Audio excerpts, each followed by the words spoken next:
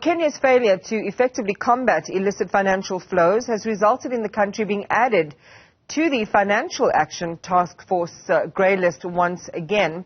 The country was asked by the agency to scrutinize cryptocurrency assets, enhance financial intelligence, and intensify the prosecution of money laundering cases. The watchdog also added Namibia and removed Uganda from the monitoring list. Kenya follows South Africa and Nigeria on the list as it attempts to entice investors to the East African nation. This might raise the cost of foreign finance for the government as well as hinder trade. 2014 saw Kenya's removal from the list.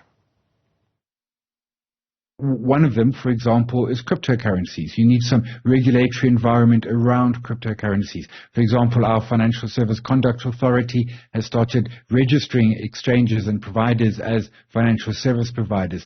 Kenya's behind the curve on that, and the FAFTA is frankly concerned. They also put Namibia back onto the list and took Uganda off. So, Ghana, it shows you that getting off the list is possible, but you've got to get those processes in place, particularly around flows of cash, and particularly when you're looking at sort of the unregulated space such as crypto, it needs to be brought into regulatory environment. And in terms of us, South Africa expecting to be removed from that grey list by June of next year. The task force says Pretoria still needs to fulfill 17 out of the 22 required actions. And concerns have been raised, as they were right at the beginning, about the reputational damage to South Africa as a result of this. Deputy Director General of Treasury, Ismail Mamonia, joins us now to talk a little bit more about this. Ismail, good morning to you and welcome. It's been a year now since we've been grey listed. We know that South Africa has made progress in reforming money laundering and financial crime measures. You believe we're on the cusp now of shaking off this yoke? Morning to your viewers. Well, I'm not sure if we can say it's on the cusp. I don't want to underestimate, I think, the challenge we face. Remember, we come from an era of state capture where our institutions were weakened and, in fact, not functional in many instances. So it's been a bit of a slower process, perhaps. But in terms of the FATF schedule, we have till February to meet the 17 outstanding items, and if we do that, then there will be a site visit around April, May next year, and thereafter, hopefully, we'll get off grey listing after the June plenary next year. That's just the way the process works. Okay, so we've got, as you say, still, quite a few months ahead of us to be able to hit all of those marks on the other requirements. But the possibility is there that it could exist.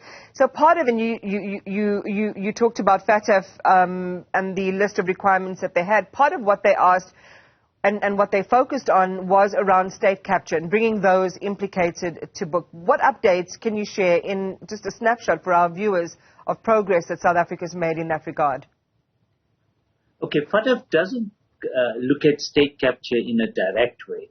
What they looked at is our poor performance or almost non-performance in prosecuting complex and serious crime, money laundering cases and in terror financing. So those were the two big measures that we have to address. And then related to it, there's a number of inputs. Is both our financial sector and key non-financial sectors like estate agents, lawyers, and so on, are they doing everything to ensure that they know that they are free of money laundering, that they are not involved in facilitating terror financing, and so on? So towards those objectives, what they call money value transfer services, that we are regulating and monitoring those, and there's a number of other steps that we had to go through. Well, how would we define then? I mean, it is, as you say, it's not the direct focus. The two marquee ones are the ones that you've just mentioned on money laundering and so on. But when it comes to state capture, this is certainly, part of the issue that brought South Africa into the sight of FATF, and for us receiving the censure that we did. What progress, how would you sum up that progress for South Africans in making sure that we're getting this right on state capture? So as far as FATF is concerned, they then say, okay, what are your complex and serious money laundering cases? And certainly many of the state capture cases would fall within that definition.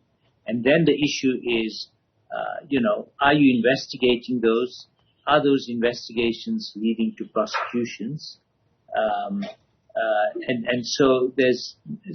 So our agencies like the Hawks and the National Prosecuting Agency, for example, have to report on progress made, not on specific cases. They don't look at specific cases. They look at just in general. How many cases have you had? Are you making progress? Are there delays? Because every 4 months we report to FATF, so they look at the previous report and they say, okay, you were investigating 10 cases, how many of them have led to prosecution? So it becomes very nitty-gritty reporting. And of course, we have to then ensure that all our agencies have recovered their capability and are able to do what needs to be done for the interests of South Africa, not because of FATF, but for our own interests.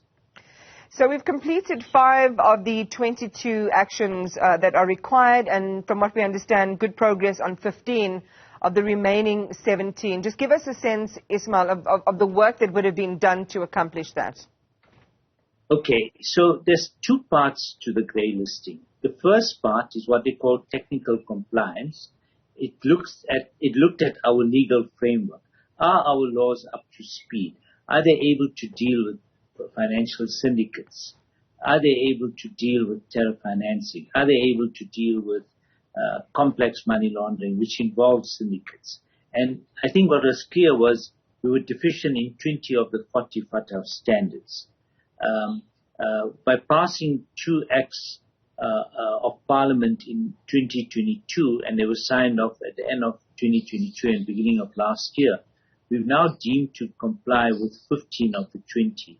And I expect that most of the outstanding 5 will deal with by October this year. So that's the technical compliance, the legal framework, where I think we're doing really well. Then there are 11 effectiveness measures. And on those, there were 10 that they were looking at, 10 areas, which if you add up the nitty-gritty, was 22 steps. And it's an action plan we agreed to. So are we implementing the laws that we have? Are we effective in dealing with money laundering? And on those, as you said, we've got 17 outstanding steps to do. And I'm hopeful we've got 3 meetings left. We report every 4 months that over the next 3 meetings, we'll have dealt with those 17. But it's not an easy challenge. I think it's going to be tough, but it's going to be in our interests, not just to get off grey listing, but to make sure that we improve our capability in bringing to book those that are responsible for serious financial crimes. All right. As you say, there's a lot of work still to be done before this becomes a credible eventuality.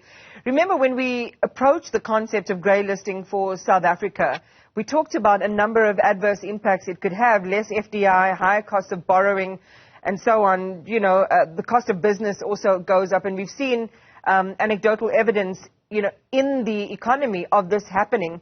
Is there some work that Treasury or others are doing to establish how much this has actually cost us in terms of some of these expected adverse outcomes? Look, the grey listing itself is certainly not good and impacts on our reputation, and certainly means that we seem to be higher risk jurisdictions for many countries, many outside investors. And so, yes, it would impact on that, but I would guess that there are other factors which have had a bigger impact on the lack of investment, probably load shedding, for example, or the problems that we have on our ports. Both, you can say, are also the results of state capture. So those, I think, have a bigger impact. But for as long as we remember, when we've been grey listed, it means that we're a jurisdiction that's working in cooperation with FATF to improve our system.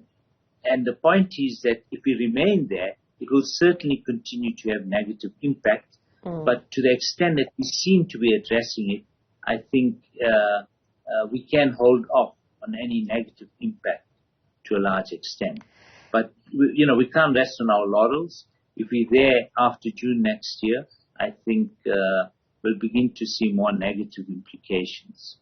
And then we'll have you back for another conversation, but I'm sure we'll talk between now and then. Ismail Mamonia, thank you for your time this morning. He's the Deputy Director General of the Treasury.